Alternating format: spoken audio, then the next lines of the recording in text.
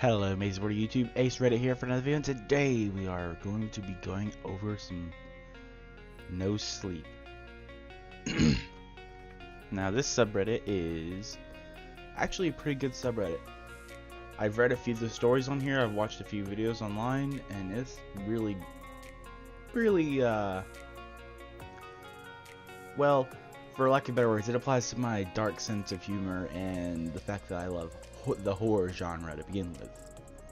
Our first story is a long one, and it is called I Don't Think Clowns Are Funny. I never thought clowns were funny. I always hated them. With their stupid red noses, their big shoes, and their dumb jokes. They're just not funny to me. Even as a kid, I hated those bastards. When I was just a little girl, like 7 or 8 years old, my mom took me to the circus. I liked most of the artists, the big animals, the stunts, the magic. But then there were those clowns. In every intermission, they came out and did their stupid routine, like stepping on each other's feet, slapping each other, and pouring buckets of water over each other's heads. Everyone was laughing and cheering, but me. Even my mother found it hilarious. She nudged me with her elbow and smiled at me. To make her happy, I put on a smile, but as soon as she turned away, I let myself frown in displeasure again. There was this one clown whom I found particularly stupid. He was fat and had a bald head, with red hair on the sides.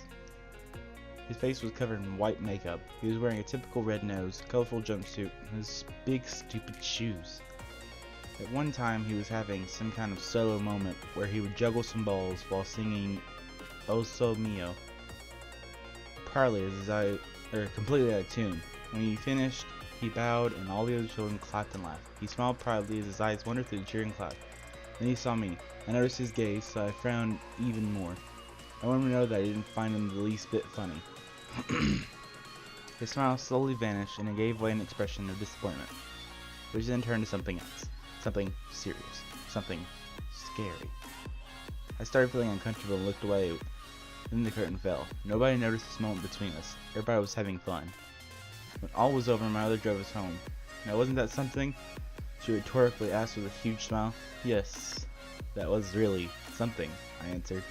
Still a little creeped out by that clown, I went to bed looking forward to the new school day to forget all about it.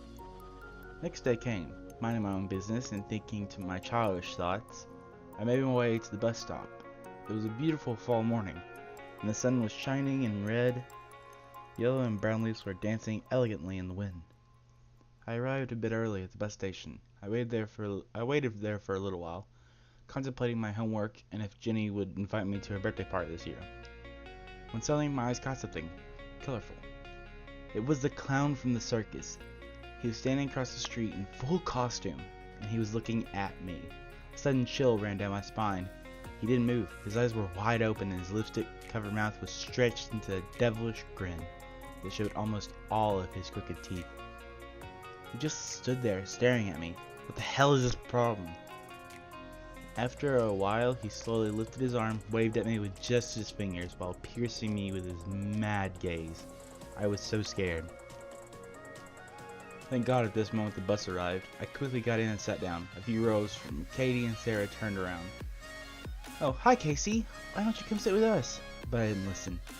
I was looking out the back window to see the clown still smiling and staring at me as we drove off. When I arrived at my desk, I calmed down a little. Maybe I was imagining things. Not the clown. He was real, of course, but why would that clown care about one kid? Why would he even recognize me? Reveling in my soothing thoughts, I tried to concentrate as Mr. Henry did his best to make math interesting. Excuse me, math is interesting. So is science. Those two go hand in hand. Now, if you want to go for English or history, you can fuck right off. Anyway, I'm going on a tangent again. His voice and gestures always hypnotized me and put me in a state of dreamy apathy. The bell rang and I paced around the schoolyard, watching Jenny as she passed out invitations to her birthday party. I stood close to her little group to give her a chance to invite me, without making it too obvious, of course. Suddenly, I saw him, the clown. He was standing there in the schoolyard, surrounded by a crowd of children making balloon animals and handing out flyers.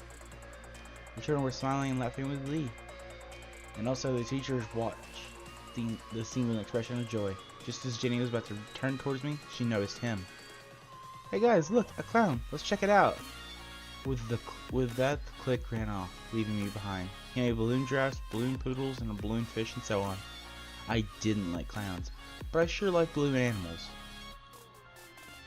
Maybe I should go over there, I thought. Maybe he's not such a bad guy. Then he made something strange. A little balloon girl with a ponytail, just like me. He looked and pointed at me with a wicked smile. I gasped in his hand tightly clasped the little balloon girl as he started pulling on her head. The plastic stretched and then burst with a loud pop. I jumped. His face contorted into a characteristic expression of surprise. And as he shrugged, he slowly put the remains of the balloon into his mouth and started chewing while still staring at me. Words cannot describe the horror I felt. I took a few steps back into the shadows and prayed for the bell to save me. The rest of the morning went by uneventfully, except for the kids asking me what was wrong because I was trembling and looked as pale as a sheet. What was I supposed to tell them? That a clown was stalking me? I think I was mad. At noon, I sat quietly at the table. I was looking over my shoulder out of fear the clown would suddenly appear behind me. I couldn't eat a single bite. When lunch was over, all the kids went to play outside and see the clown again. Everyone except for me. I was hiding in the toilet, trying my best not to cry. Get a grip on yourself, Casey, I thought. You're safe in here. He's just a clown, just a stupid clown trying to scare you. He's probably just angry because he didn't pass high school and couldn't get a proper job. So now he has to wear that stupid clown costume every day and perform in front of a bunch of screaming brats. All his stupid clown wife and his stupid clown children are starving at home. The bell rang. I looked at myself in the mirror, gathered all my courage, and went to class.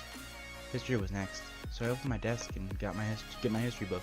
When I took it out, I noticed something was written on the inside of my desk in red crayon. It read, "I'm watching you." No, it's not possible. It couldn't have been him. How did he even get in here? No, it must have been someone else playing a prank. Wow, my fucking English is going right out the damn window. A sudden soft knock at me interrupted my thoughts. It came from the window right next to me. The hair on my neck stood up. It was the clown. He stood there a few feet away from me, only the glass separating us. He smiled his terrible, crazy smile and nodded his head. My heart stopped. I couldn't move. I couldn't scream. I even held my breath, but no one else seemed to notice him. He reached into his pocket and slowly took out a small knife. He then put it into his hand and proceeded to cut through his dirty white glove until he struck blood. He looked me right in the eyes and grinned from ear to ear as he was cutting his hand, blood dripping to the ground. I just looked at him in terror and disbelief, and he placed his bleeding hand onto the glass, smearing his blood across the window until he was staring at me through a thick veil of crimson red. His eyes were mad, so utterly mad and angry. Raving madness, and unfathomable evil. Why can't I say that perfectly, but everything else I fucked up on? Anyway. Evil stood there, waiting and staring at me. Suddenly, he punched the window with his fist so hard I cracked the glass. I jumped to the other screen. The whole class turned around. Oh gosh darn it again, Mr. Hembry said. Did a bird hit the window again? The clown had vanished. The bell rang. I didn't gather my things. I just got to the classroom as fast as I could. On the way out, Jenny stopped me and enveloped my name on it in her hand. Oh, hey, Casey. I want to come to my... Get the hell out of my way, I yelled, shoving her to the side, leaving her and her cool friends perpetually standing in the hallway. I made my way to the bus and sat there shaking. The noise from the bus, the conversation, the laughing, the paper planes passing by, the whole world around me was numb and unimportant as I was trembling in fear for my very life. My stop came and I got up. Bye, Casey. Be safe, the bus driver said as always. I didn't reply. I just prayed the clown would be there on my way home. I walked at a steady, fast pace, keeping my eyes on the path. Just one more block, I thought. I could already see my house. My mood brightened. I was almost home. I started running a little. Suddenly, a huge figure stepped out from behind a tree. It was him. Time slowed down. I broke my step and came to a halt, only a few feet away from him. My heart sank to the bottom of the ocean. His figure, his face, his eyes, his grin. All was so unreal, like a nightmare. I am going to die, I thought. We stared at each other, both knowing full well what was going on and what was about to happen. A second of complete silence. I took a deep breath and bolted towards my house. I ran as fast as I ran as I have never run before. While I looked back, I saw him chasing after me. As a grown man, he was a faster runner, but his big clown shoes showed. slowed him down, giving me a slight chance, but he was still getting closer. Suddenly I felt a violent tug. He got a hold of my shawl. I screamed as he pulled me towards him. I wiggled and squirmed. I managed to break free from my shawl and ran towards my house. He started laughing. I arrived at my door, ripped it open. When I turned to close it, I saw the clown standing in the street, holding my shawl high in the air like a madman. I slammed the door shut. My mom was standing in the hallway, vacuuming the floor. "Oh, hi, honey. How was school?" I ran past her upstairs in my room, closed my door, jumped on my bed, and started crying hysterically. "Are you okay, sweetie?" Mom asked. I couldn't answer. I was too preoccupied with crying my soul out. Then the bell rang. With the crack of my door, I peeked down the stairs to see my mom open the door. I was only able to see a large pair of clown shoes standing in the doorway. "Oh, it's you," my mom said surprisingly. A friendly-sounding, gentle male voice said, "Good evening, ma'am. I think you visited our show the other day with your daughter. I noticed you forgot a shell on her seat." "Well, today I was making some rounds to advertise our circus, and I saw her enter this house, so I hurried my trailer to get it. Thought it was a perfect opportunity to give it back to her, to thank you for your visit." I want to point out, the time between it took from the daughter entering the house, running upstairs and crying, her mother going out there to check on her, and the bell ringing and the clown being there immediately after means that his trailer had to be like 1 block away for that to even be believable. "Oh, how considerate of you. You are a real gentleman. I think my little Casey had a rough day at school. She's upstairs in her room. Would you mind giving it to her personally? She really enjoyed your show. I think she could use some cheering up right now, and who better to cheer up than a nice clown like you?" "Of course, madam. I'd be glad to try my best to put a smile on that pretty face of hers." "Thank you so much, Mr. Clown.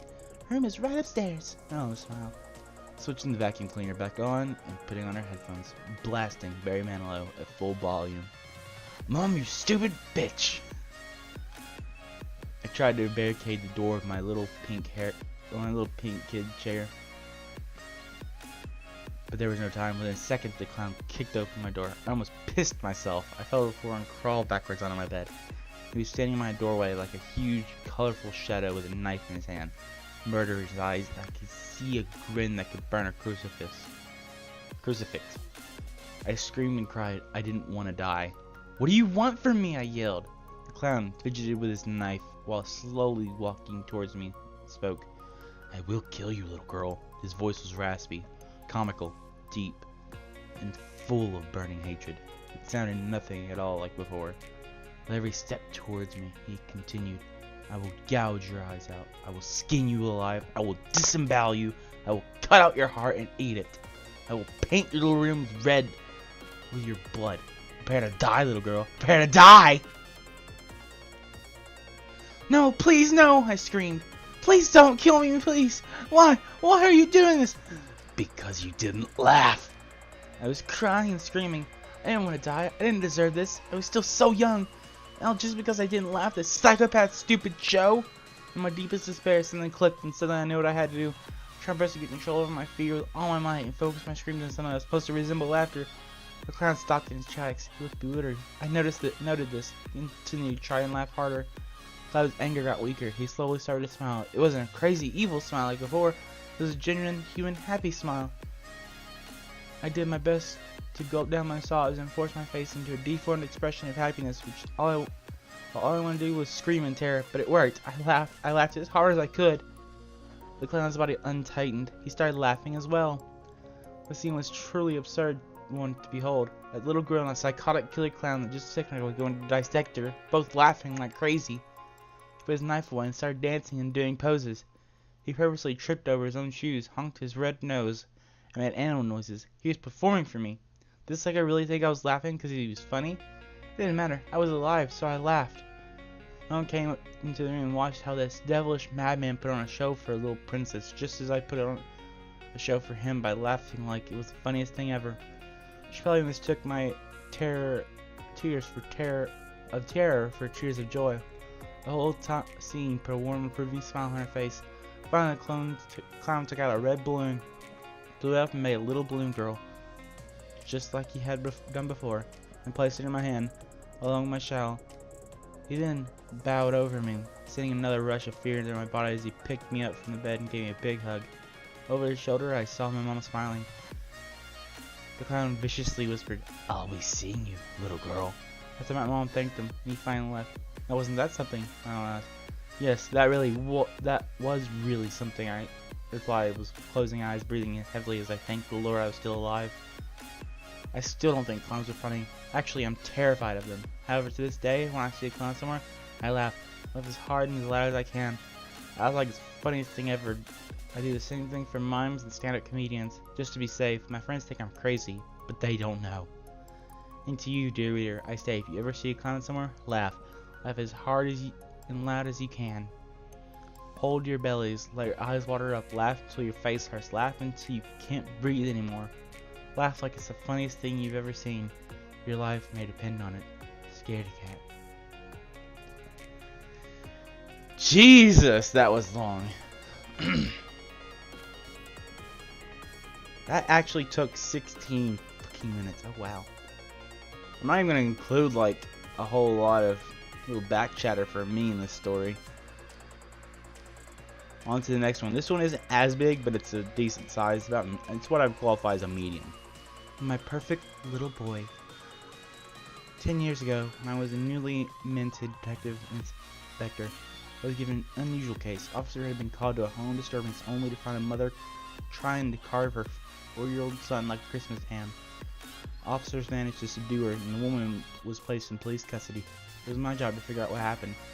I started questioning the mother. Her name was Rachel. During the interrogation, she sat stock still, staring into space.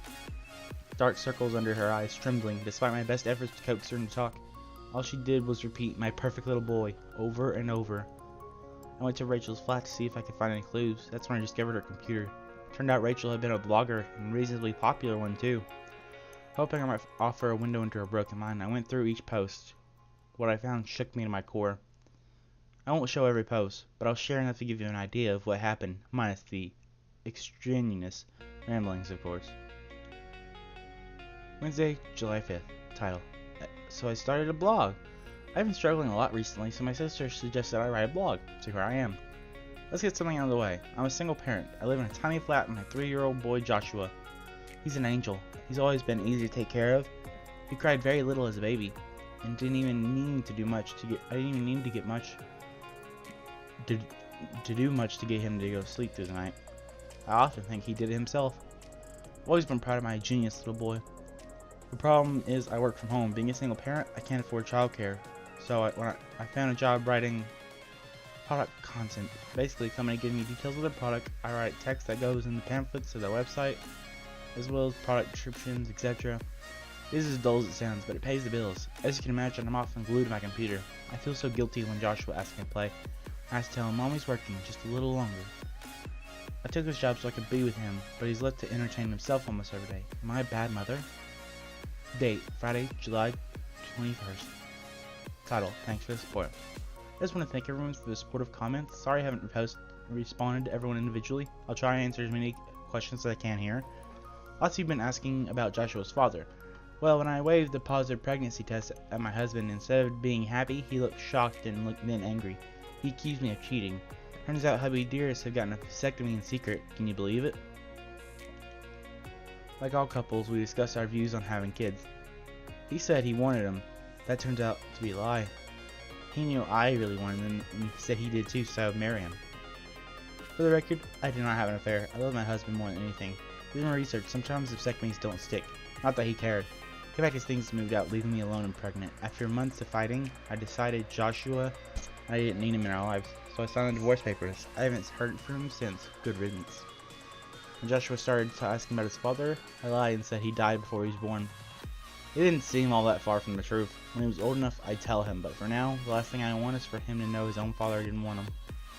Thursday, 2nd of November. Title, I got the job. You know, I applied for that permanent role. I got the job. I now have a steady income. I won't have to work so many hours. Can't wait to spend more time with my precious little boy. I still keep the blog running and update you on how things are going. Friday, December 8th. Title, should I be worried? I peeked in Joshua's room to check on him and found him sitting on his bed, giggling, talking to somebody. No one else was in the room. I figured it was just an imaginary friend. Over the dinner, Joshua smiled and hummed himself as he ate. He looked happy. Is it okay for kids to have imaginary friends? Yes, sometimes. Unless you're in a horror movie, in which case, run. No. Tuesday, December 15th. Imaginary friend drama. I took everyone's advice and asked him about his imaginary friend. And I wish I hadn't. He told me he was talking to Daddy. Maybe I made a mistake telling him his father was dead. He seems so happy though. Happier than he's been in a long time. Should I tell him the truth? Saturday, January 9th. New friends. You guys remember the new couple who moved into the building, right? The ones with a little boy about Joshua's age? Well, I took the plunge like you guys suggested and it worked out perfectly. Here's the scoop. The couple are called Carla and Mike. Their son is called Tommy. He loves trucks and Legos just like Joshua. Joshua was a little hesitant at first, but then Mike broke out a huge box of Legos. Our boys dove into it. We didn't hear peep out of them for hours. The two had become inseparable. Joshua was already begging to have a sleepover. Best of all, since he and Tommy have been playing together, Joshua hasn't mentioned his imaginary friend once. Sunday, February 21st. Daddy is back. I was watching Tommy for Carla while she ran some errands. The boys were playing in Joshua's room, as usual. I kept the door open so I'd keep an eye on him. Then suddenly Tommy screamed. I ran inside, there was a red mark over his face and Joshua was hiding in the corner. I managed to calm Tommy down when he told me Joshua hit him. I was mortified. Joshua knows better than that. Joshua claimed Daddy did it. I separated the boys, keeping Joshua in his room so he could think about what he'd done. The imaginary friend thing is the imaginary friend thing getting out of hand? Saturday, February 27th, 2016. Title, Help. Things have gotten worse. Joshua's throwing stuff around his room. I haven't caught him doing it yet. By the time I get to his room, the mess has already been made. Furniture is tipped over, stuff is thrown out of place. He also keeps screaming, Mommy says you're not real, over and over in the middle of the night. The neighbors downstairs complain about the noise. I don't blame him. I've taken all the furniture out of his room and he seems to have stopped, but I can't stop him shouting. Should I take him to a therapist? Wednesday, May 4th. Title, New Pet. These are pictures of our new kitten. Many of you suggested getting a pet to keep Joshua company. He named it Fluffy, not original, but he's 4. I was a little hesitant first. Cats have been gone missing around the neighborhood, so I told Joshua that Fluffy must stay inside so they keep the little fella safe. Joshua was so excited when he picked out a collar and some toys. He loves playing with Fluffy while I work. The weird thing is, the cat will go everywhere in the house except Joshua's room. Date, Wednesday, June 1st. Fluffy is missing. Fluffy is missing. I asked Joshua if he let it out, but he said no. But I can't think of where the little guy could be. I put up posters. We'll find him soon. Wednesday, June 15th, 2016. Title, Worried. Since Fluffy went missing, Joshua's gotten worse. He keeps talking to somebody in his room. When I open the door, he stops and looks at me blankly. I ask him who he's talking to, he just shrugs and says nobody. It's creepy as fuck. Maybe it's the sleep deprivation talking. I keep having nightmares of being chased through my house. It feels so real that I can't go back to sleep afterwards. Saturday, July 2nd, 2016. Title, Tommy is missing. Tommy is missing. Carly knows she talked to him in bed last night. When she checked on him this morning, his bed was empty. I checked Joshua's room just in case he'd snuck in. He wasn't. I asked Joshua if he'd seen Tommy, but he just shook his head. Sunday, July 3rd. Update on Tommy. The police found Tommy's pajamas covered in blood in alleyways outside. There's no sign of our little boy. With Carla's permission, I put up a picture of Tommy. Please post it far and wide. If anyone has information, please call the police and quote the crime number below. Friday, 8th of July. I think I'm going crazy. I haven't been sleeping, and as soon as I started to drive off, I heard the cry of a cat or the sobbing of a child. I rushed to Joshua's room, but he's as fast asleep. I feel like I'm being watched. The nightmares have been getting worse. When I wake up, I swear I see a dark figure looming over me. But it vanishes. I'm scared. Unpublished draft. Date, Saturday, 17th of July. Title, Please Help Me. Oh god, oh god, oh god. They're here. All of them. Under the floorboards. All the missing cats and Tommy. Oh god, I found Tommy. Crammed in the suitcase in Joshua's closet. There's blood everywhere. Joshua just stood there, smiling. Everyone evil doesn't look evil. But if it did, you'd never let it into your home. Never let it get close. Evil looks innocent, sweet. It fools everyone. I locked myself in my bedroom. He's the door. Please someone help me. My son, or whatever the fuck he is, he's trying to break down the door. It's too hard for just a little boy, but I can hear another voice, a man's voice. Mommy, Daddy wants to play, Joshua keeps saying. The hinges are starting to come loose. I can't get to my phone. My son is a monster. I don't know if he ever was a little boy. Please help me. Date, Saturday, July 17th. My perfect little boy. Everything is fine. Don't call me. Don't leave messages. I'll ignore them all. From now on, it's all about Joshua and me. My perfect little boy. My perfect little boy. My perfect little boy. My perfect little boy. That my perfect little boy crap went on for several pages. The draft was up for about 5 minutes before it was removed by the user and replaced with my perfect little boy one. I handed in my initial report. Forensic searched the place. Sure enough, they found bodies of various cats and other small animals in the floorboard. Tommy's body was in the suitcase in the closet, just like the entry had said. Shortly after the incident, the blog is removed out of respect for everyone involved. You won't find it anywhere except here. Rachel was charged with the murder of Tommy, as well as child abuse and reckless endangerment. Her device managed to secure an insanity plea with little difficulty, especially when the countless specialists agreed she had postpartum depression and possibly schizophrenia. Strange as it may sound, I feel sorry for Rachel. Watching her descent into madness through her blog post was hard. The warning signs had been there. There was so much pressure on her with a perfect mother that she cracked, or at least that's what I thought then. Now I know better. 2 weeks ago, my daughter Beverly was called and begged for my help. 2 of her foster kids, twin 7-year-old girls, went missing. She reported it to police immediately. They were dealing with it. She wanted me to look around their room to see if I could find anything, just to reassure her. I guess, as her father, I couldn't say no. Sadly, I couldn't find anything. As I came downstairs, I saw her other foster kids sitting at the kitchen table eating dinner. And when I clapped my eyes on him, I recognized him. Those blue eyes and that map of golden blonde hair. He had grown taller and lengthier. There's no denying it was Joshua. He smiled, and it felt like an arrow made an ice shot through me. There was something off about his gaze. I brushed it aside and told myself I imagined it. That night, I had a nightmare about being chased to my house. Something dark and shapeless was snapping at my heels, inching closer and closer. I was wrenched out of the horrific vision when my phone went off. For the brief second, I thought I saw a dark figure leaning over the bed before it vanished. I reached for my mobile phone, which now perched on the bedside table. It was 2 a.m. I answered, trying not to sound as groggy as I felt. And the caller said the words of every parent dreads hearing. DCI Macy, it's your daughter. Something happened. I drove like a bat out of hell to Beverly's. The police were already swarming the place, the flashing blues of her squad cars casting a sinister glow. Nobody would meet my gaze. A few officers tried to bar my path, so I stormed into the pathway to the door, but I shoved them aside. Inside, my little girl was thrown over the floor, her body bent at unnatural angles. Sitting at her side was Joshua. He looked up when I approached, his eyes looking down, looking with me. I could have sworn I saw the little bastard smile as I drew near. Daddy did it, he said quietly, with a trace of a grin on his lips. Beverly's spine had been snapped with such force that Joshua was immediately disregarded as a suspect. Despite his history, there was no way a skinny 14-year-old had the strength to do that. They said, I knew better. I told them to check underneath the floorboards, and lo and behold, they found bodies of the twins who had gone missing. They had been crammed into plastic bags that contained the smell of their rotting corpses. Even still, they let Joshua go. The girls had been savaged the same way my daughter. Instead, Beverly's husband, a burly fireman, came under fire. We were going to charge him with 3 counts of murder. They were wrong. I know who really did it. I saw it on his smug little face. Joshua. There's only one way to stop this. I have a gun. I plan to use it. That's why I'm writing this. I need everyone to know why I'm about to gun down a 14-year-old boy. Rachel was right. Evil doesn't look evil. That's why I'm going to do what she could. I'm going to make sure he doesn't hurt anyone else. And if the little monster gets me first, I need everyone to know what he really is. He's a perfect little boy. And it repeats for 31 times. I'm not reading all of that. But anyway, that's going to be all for this story. This is a really long one, and I might have to actually record more background footage because of how long it is. But remember, yeah, that'll be all for this video, guys. Keep on playing, players. Peace. Actually, hold on. I have an idea. Make this longer.